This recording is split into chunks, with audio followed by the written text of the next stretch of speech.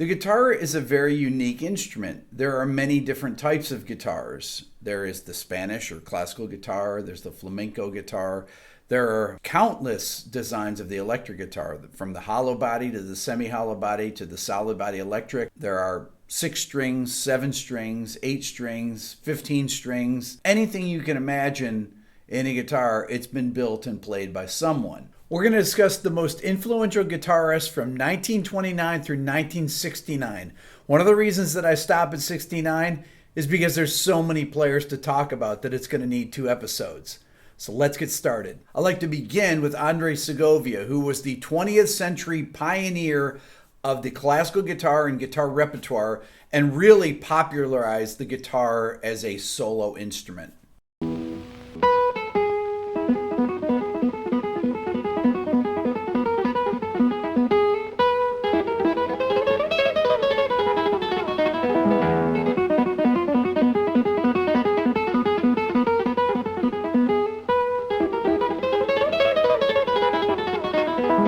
British guitarist Julian Bream was not only a master of the classical guitar, but also of the lute. Here he is playing Prelude No. 3 by Villalobos.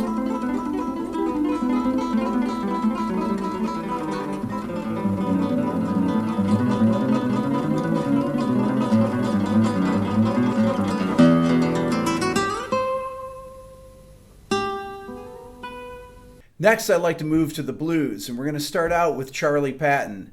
Charlie is considered by many to be the king of the Delta blues. This tune is called Spoonful Blues. I'm going to every day like butter.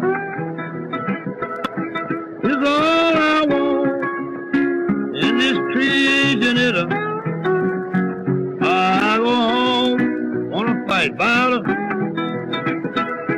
God to die when hot spring. Get butter. These women going crazy. At the same time as Charlie Patton, we have Robert Johnson. It's said that Robert Johnson's songs are the bedrock on which modern blues and rock and roll are built. Oh, baby, don't you want to go?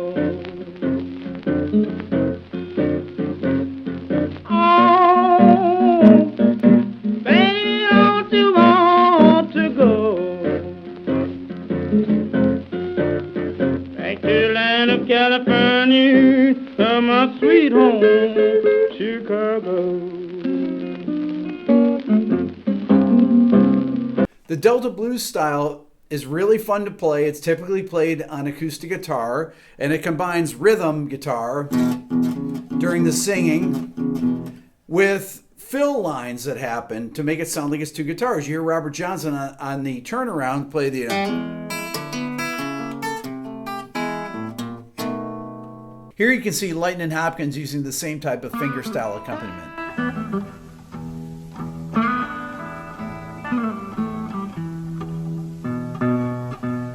Mother said, son, you was born lucky. Here are examples of both Blind Lemon Jefferson and Leadbelly playing a strumming intermixed with single note fill style accompaniment.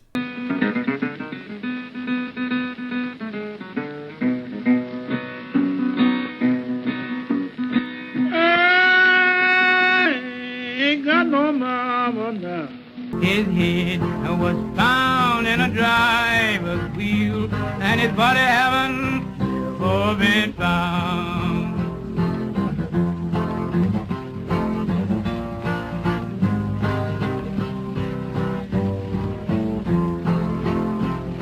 Another great blues guitarist and singer is Elmore James, who's also known as the king of the slide guitar.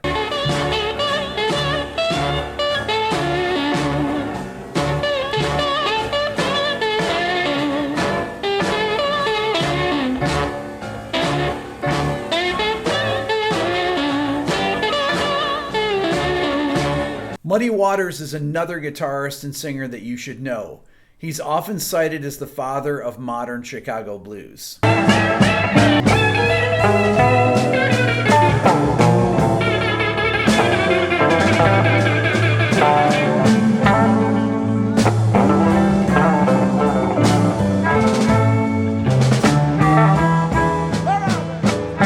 The next three guitarists I want to talk about were huge influences on many guitar players that came after them, and all share the same last name. Here's Freddie King, Elbert King, and B.B. King, also known as the Three Kings.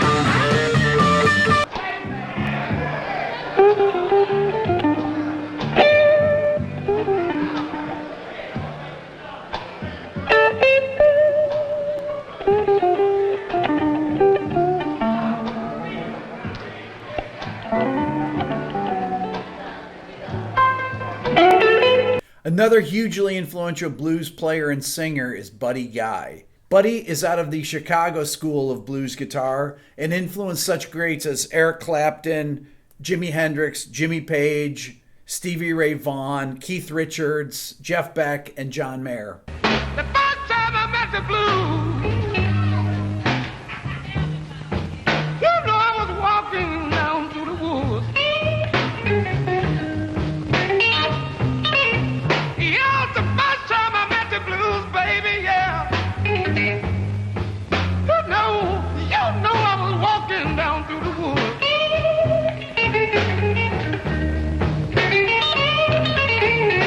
Otis Rush's style is known as West Side Chicago blues. He was a big influence on Michael Bloomfield, Peter Green, and Eric Clapton.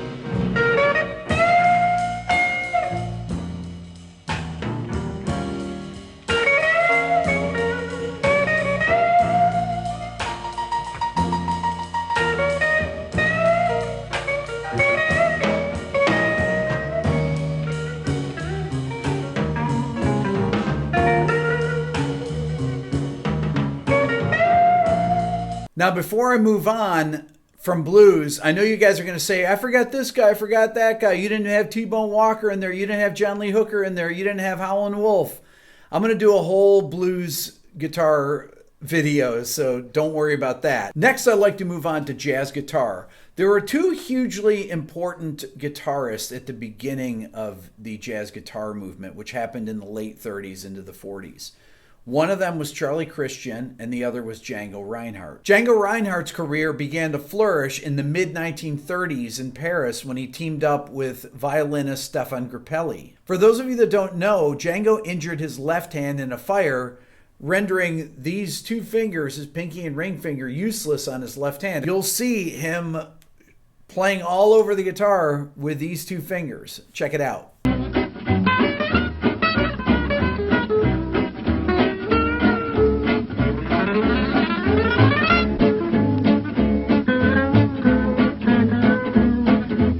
Charlie Christian's playing bridged the gap between the swing era, where he played with Benny Goodman, and the bebop era of Charlie Parker. He died actually before Charlie Parker really came on the scene. As a side note, my dad actually saw Charlie Christian play in the late 30s with Benny Goodman. Charlie died in 1942. Check him out on this live recording.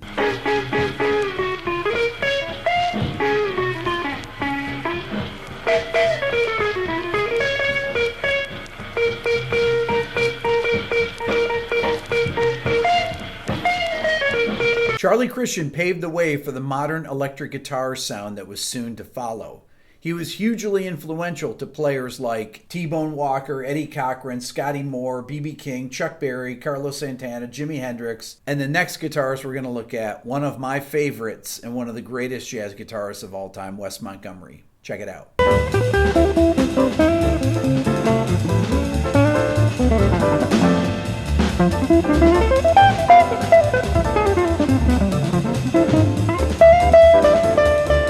Wes Montgomery's playing influenced every great guitarist that you can think of, from Pat Metheny to Steve Vai to Steve Lukather, Eric Johnson, you name it. You ask him if Wes Montgomery is an influence, Joe Bonamassa, he's on everyone's list. Wes Montgomery was probably the most influential guitarist of the last century. Let's take a look at some of the other great guitarists from this era, pre-1969, beginning with one of my favorites, Joe Pass.